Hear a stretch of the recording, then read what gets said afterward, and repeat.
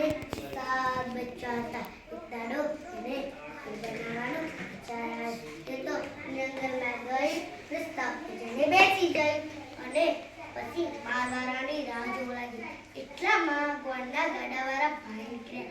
ગોળના ગાડાવાળા ભાઈ બોલ્યા, એ બટુડી રસ્તા પર કેમ બેસી ગઈ? બટુડી બોલી, બટુડી તારી માં, બટુડી તારી બેન. બટુડી કોને કહે છે? અને બટુડી બેન કેને બોલે? ભૂલ થઈ ગઈ, બટુડી બેન બોલે, જરા રસ્તા પછી વાત તો પછી કે ઊભી થવું કરી, પણ આ તારું સામાન છે ને ખાલી કરી દેવું પછી.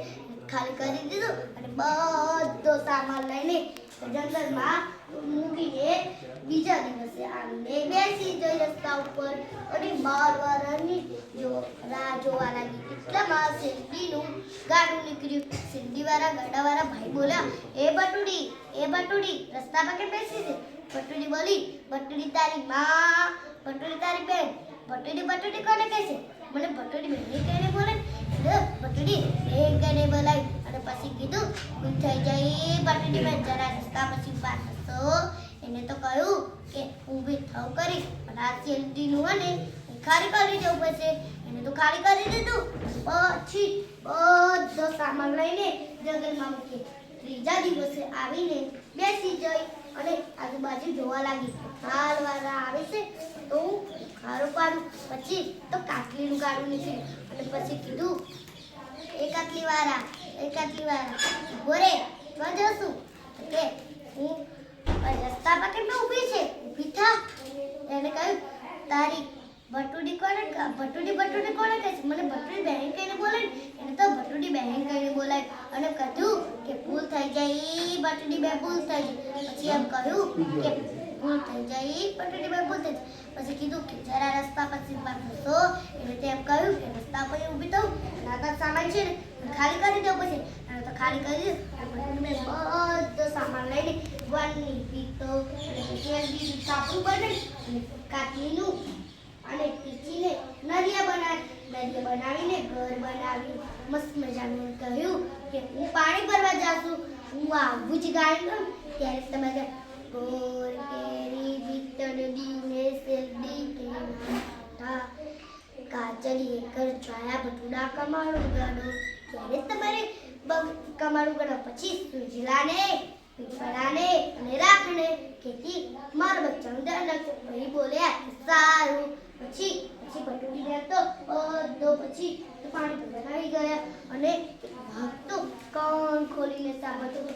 અને પછી બહાર નીકળ્યો અને કહ્યું, ગોર કેરી બીતડી ને શેરડી કીના કાંટા કાચરી ઘર છાયા બટુડા કમાડું ગાડો.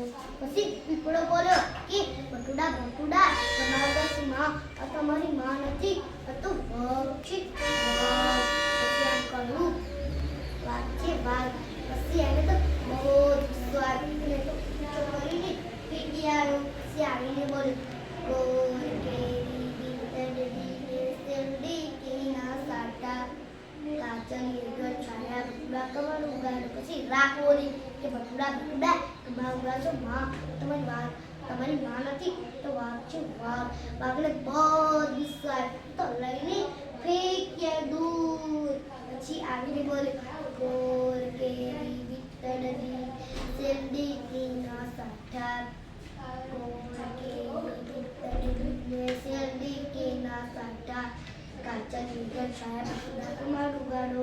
પછી એ તો કમાડું ગાડી નાખ્યું. પછી બોલ્યો કે હું તમને ખાઈ જઈશ. સૌથી નાનું બચ્ચું હતું. હું બોલ્યું કે વાઘ મામા અમને ખાશો નહીં, અમે અમારી માં નથી, અમારી માં પાણી ભરવા જઈશું. એટલા માટે એની મમ્મી આવી ગઈ.